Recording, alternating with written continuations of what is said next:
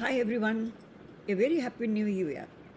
And today I'm going to tell you a king and princess story. This one is also from Mahabharata and Tirthayatra Parva. As usual, King Yudhishthira asked the question, and Lomos Rishi is describing this story. The name of the story is Sukanya. So let me begin the story. You know what? There was a king whose name was Srayati, and he was a very good and just king. He had many daughters, and Sukanya was the youngest one. She was very good and very beautiful, very well mannered.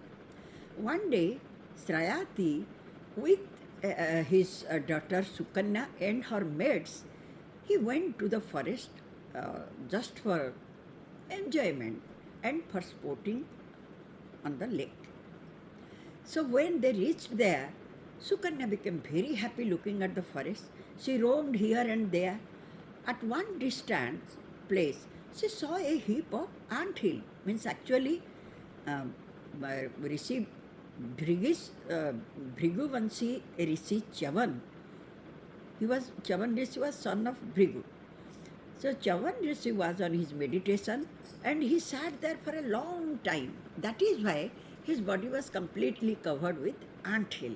So it was looking just like a heap of anthill. So from there, Shiva, when Sukanya was roaming here and there, and when she saw this heap, she saw that two bright things, bright lights are coming out from that heap. She became very curious to know what were these. She thought that maybe firefly. So she took one third and pierced to that hole. When she pierced, that time a painful voice, a screaming voice came out from the anthill. And she was terrified. She ran to her father. And when she did this, at the same time, the people of Srayati, they got pain they got some problems, some pains. When the king came to know about the pains of his people, he asked, somebody has done something wrong because of which my people are suffering. At last, Sukanya told him, oh father, by mistake, I thought that it is a fly, and I pierced a thorn into that hole.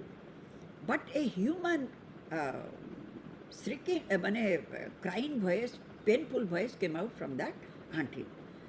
Then the king was very much worried. Srayati was very good, and that is why he ran to see what exactly had happened. When he saw, he understood that this one is no one but Rishi Chyavan, who was for a long time on his meditation. So by that time, Chyavana Rishi was very angry. And when the king begged him for his forgiveness again and again, Chyavana Rishi said, by one thing only I will calm down. Then he asked the marriage of his daughter with him. Ultimately, Srayati, the king, agreed, and Sukanya became the wife of Rishi Chyavan. Now, in due course of time, she left all the luxury and she completely devoted to her husband, and she followed the footsteps of her husband in every step. So, one day she was collecting water. At that time, the two celestial Ashwini Kumars, they were passing through that passage. When they saw this beautiful Sukanya, because as I told you, Sukanya was very beautiful and she was very well mannered. When they saw Sukanya, they immediately said, oh beautiful lady, what for you are all alone here in this forest? And who are you? Then Sukanya told them that she is the daughter of King Srayati and married to Rishi Chyavan. Then they said that, look, your husband is an old person and he is also having no beauty. So he had no prosperity. He's a poor fellow. So what for you are staying with him? Uh, you come with us and you will enjoy the heaven.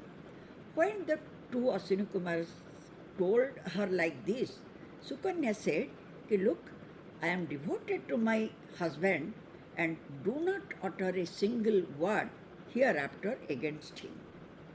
I don't want your prosperity. I'll be with my husband."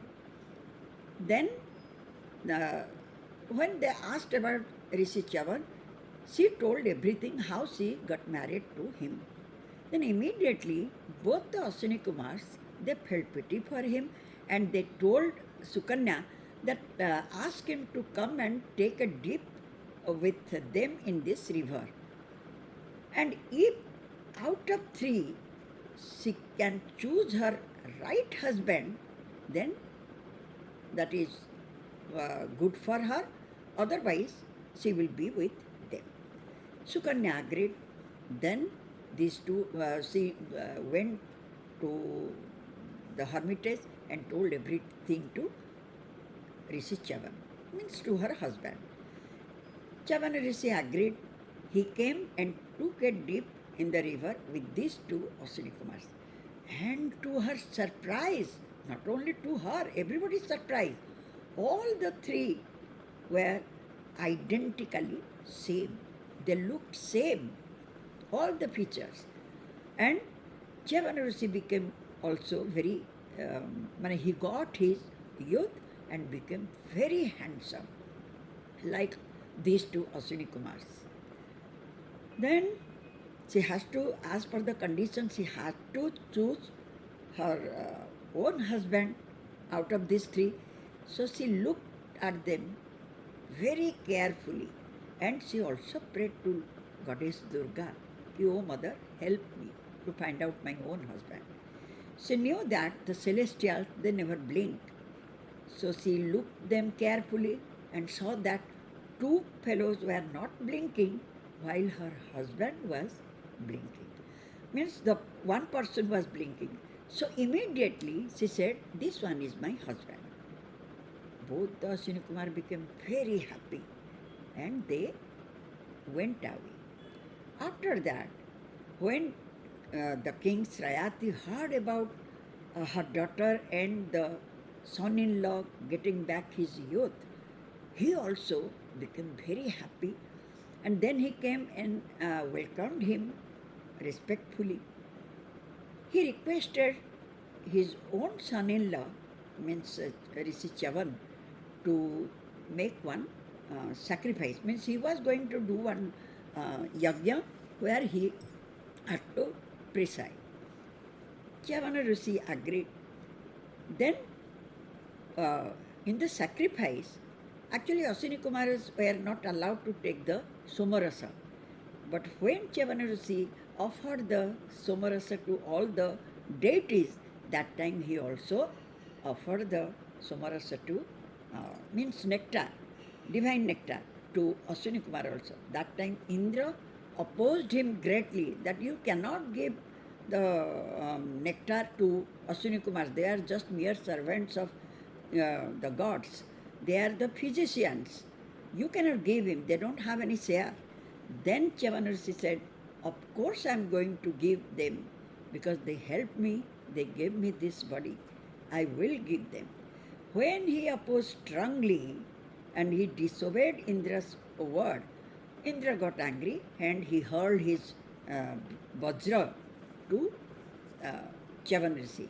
But before he could hurl, Rishi Chyavan was a very, very powerful Rishi. So he paralyzed his hand by mantras. And not only that, he chanted some mantra and put some offerings on the fire so that a huge Rakshasa came out whose name was Mother. And now he ran after Indra to kill him. At last, Lord Indra begged forgiveness of Chyavana Rishi, and Chyavana Rishi also at last agreed and forgave him. Uh, thus, Sukanya, after that, Sukanya lived with Chyavana Rishi happily. However, today is the first day of New Year, so I thought that I should tell you a king and queen story. Thank you so much. Once again, I will meet you with another new story. And you know what? There are so many stories I have not told you till now. Maybe in future I will tell you. Thank you.